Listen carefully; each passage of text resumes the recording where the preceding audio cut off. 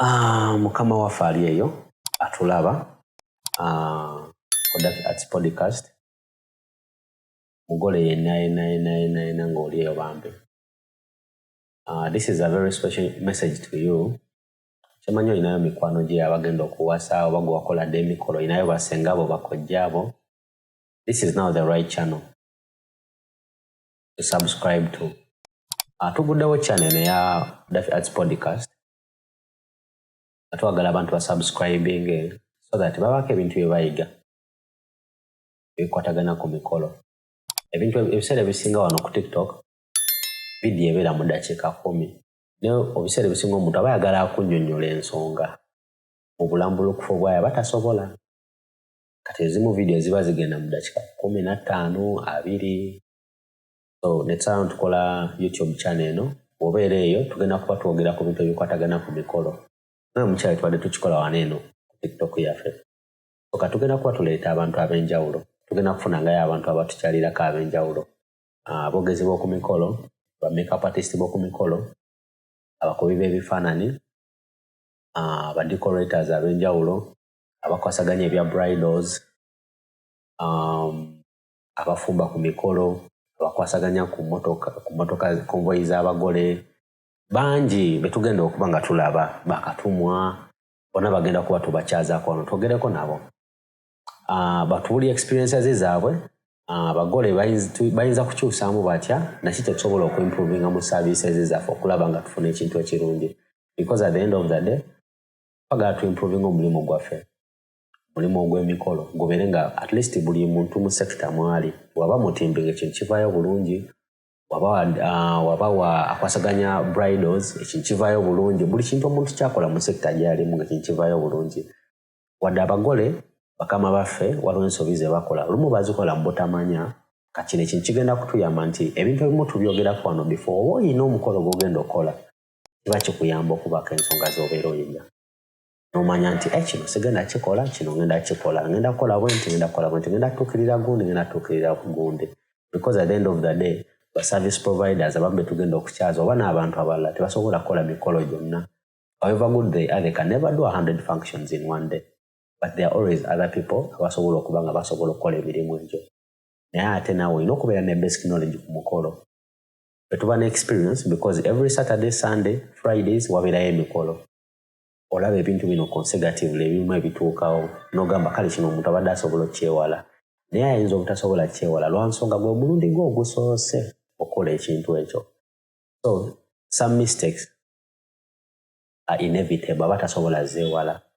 Naye ate waaba nga alina waawulira ebintu bino n'amanya nti ngoberera gundi nkola kino sikikola kino nkola bwenti, mba nina omutimbi ninamukwasaganya bwenti, ninakola bwenti.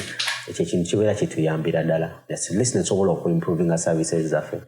So n'olwekyo ngenda kuyita bakama baffe. Our TikTok community ngenda bayita tulina channel empya Dafi ARTSY podcast. However much tufunyemu ebintu ebitusumbuwasumba nitusasobola kukola ebintu nga wetubyagala, but we can never start perfect. Tugenda tandika n'ekye tuyina tusobole okulaba nga tutambuza ensonga eno mu maaso tetugenda kuzikiza. Nsaba wigande subscribe to our YouTube channel. Tusobole okweyongera amaanyi, tusobole okuzimba ekintu kino mu maaso tulabe nga tubaako we tutuuka. Oyinza okuba gwe omukolo gwo gwaggwa naye ate olinayo muganda wo omuto. Olinayo omuntu gw'omanyi mukwano gwe agenda okukola omukolo. Bino ebintu bisobola omuyamba. Osobola okukeera ku makya mugenda kukola mukolo ne mugamba katule mu zino videos nga kuliko omuntu eyayogera ebintu eby'amakulu nga musobola okubaako kye muyigamu. Omanyi oba ensonga yange etegeerekeka bannange. So bannange ngenda basaba bakama bange. Let's subscribe to our YouTube channel, Dafi ARTSY podcast. It's not my channel, it's our channel. Eno channel yange nammwe. Channel eno yaffe. Okulaba nga tutereeza omulimu gwaffe. Abagole kibanguyiza okumanya kye mulina okukola. Form of communication okuva eri abagole, because abagole bansindikira messages zaabwe nga baagala mbituuse eri ba service providers. Ate in the same manner era ne ba service providers era nabo bansindikira messages zaabwe nga baagala nzoogera abagole bakole ki baziwulire at the same time. So tugenda kubeerawo ne form of communication eyo buli omu asobola okutegeera munne, sobola okulaba nga tutuuka okukolagana ffenna tetukaluubizibwa. So channel obasaba bambi. Let's subscribe. Dafi ARTSY podcast. Or subscribing us kwa sente ku YouTube. Kwa werere. That's the best way you can support me. Abantu bagamba, Siri Mugwanga would have supported you, Siri Mugonde, but this is now the best you can do for me right now. Just go click on that button, put the bell on. Dafi ARTSY podcast, link here in bio, ko profile yafe, and then still, omalo subscribing, you can come and let me know. Under this video, I'm done. And another thing in Channel Basara, I know you have your favorite service provider, Goyagala.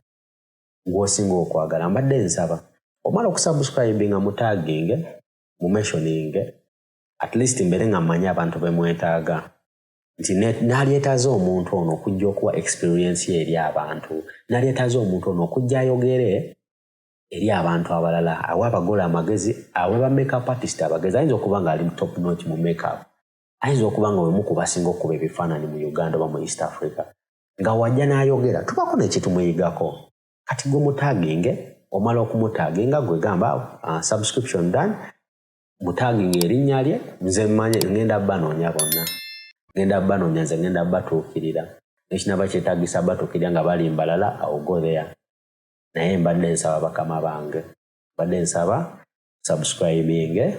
That's the best way we can go together. At least we see that we are moving forward. Tugenda kuba mweno podcast tekigenda tandika nga tukibadde twagala kitandike. Yeah, I know people are going to judge podcast inakubeera weti. Yes, we know, but tetugenda kulinda kubeera perfect. No, we are going to start with what we have, but we have our vision of where we want to be. So tugenda kuba tubako omulamwa gwe tulina mu podcast yaffe. Otunamala okwogerako gwe omulamwa tugenda kufunayo quote, an inspiration quote for like 1-2 minutes. Then from there, tugenda kutumirangayo omuntu omu ku bafollowers baffe oba ku bantu abali mu community yaffe eya TikTok. Gavumenti gundi alayikinga gundi zaffe biki tumwogereko akatonotono then tubasiibule. Tekigenda kubeera kiwanvu nnyo no, but twagala buli nsonga gye twogerako ng'egguka bulungi. Ate eriko gamba mbu ate ensonga tubadde tugyogerako tugikomeeza wano nenda. Nekirala oba olina ebibuuzo by'owulira nga bikwokya olina ebintu by'otayagala owulira olina ebintu ebikuluma, this is the right time now. Come into my inbox wandika message yo nga woojagala ekonveyingibwa ku kasiteba nga tevoola muntu yenna giwandiike. When time comes for that service provider ayinza okuba wa mmotoka ayinza okuba wa mmere ayinza okuba waki ezo messages ngenda kuba nzitereka because I've been keeping these messages ng'abantu bambuuza kino babuuza kiri messages onzitereka. Era lugenda kukyaluma olabe message yo nga bagizzeemu, but it's all a matter of okuba nga keeping in touch naffe tulabe nga tuggusa ensonga eno mu bulamu okufuwaayo. Yes, amanya nsigadde Dafi ARTSY photography. Yeah, tube nga tukwasaganya endako maano olwaleero tulabagane mu episode yaffe egenda okusooka.